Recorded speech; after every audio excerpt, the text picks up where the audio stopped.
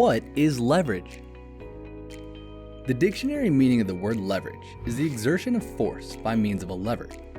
In finance, the term leverage is the ratio of a company's loan capital, also called debt, to its equity capital. In other words, it is the use of borrowed capital to make an investment with the expectation that profits from the investment will be greater than the interest payable on the loan. Let me explain further. The legendary Archimedes is believed to have said, "Give me a place to stand and I can move the world," with a lever. The lever, placed appropriately, helps lift heavy objects with minimum force. Similarly, in finance, the use of borrowed loan capital can help generate higher returns. Consider this example. Let's say you invest $2,000 in an investment opportunity which earns you 4% in 1 year. The annual return on your equity invested is then 4%. However, let's say that you could get a loan for $1,000 at an interest cost of 2%. Hence, the amount of equity that you need to put in would be $1,000. What would be your return on equity now? Let's calculate. You would earn $80 from the investment and be required to pay $20 in interest costs.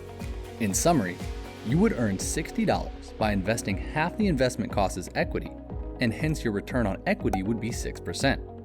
You can see that by using financial leverage, you've been able to generate a higher return of 6% instead of the original 4%. Greater leverage yields higher return. However, there is a limit to the amount of leverage a person or company can typically take. And that's because the borrower becomes incrementally more risky with more leverage, and at some point lenders would not be inclined to lend money to the borrower due to the increased risk profile of that borrower. While greater leverage yields higher return, the converse is true as well.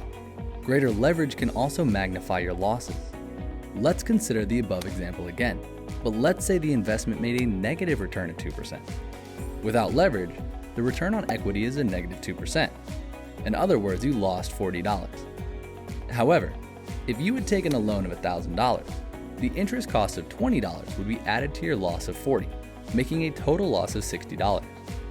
In summary, a return on equity of minus 6% compared to the return on equity of minus 2% if you hadn't taken the loan. A lot of people consider the root cause of the 2008 financial crisis and subsequent recession to be the massive leverage taken on by the major banks all around the world.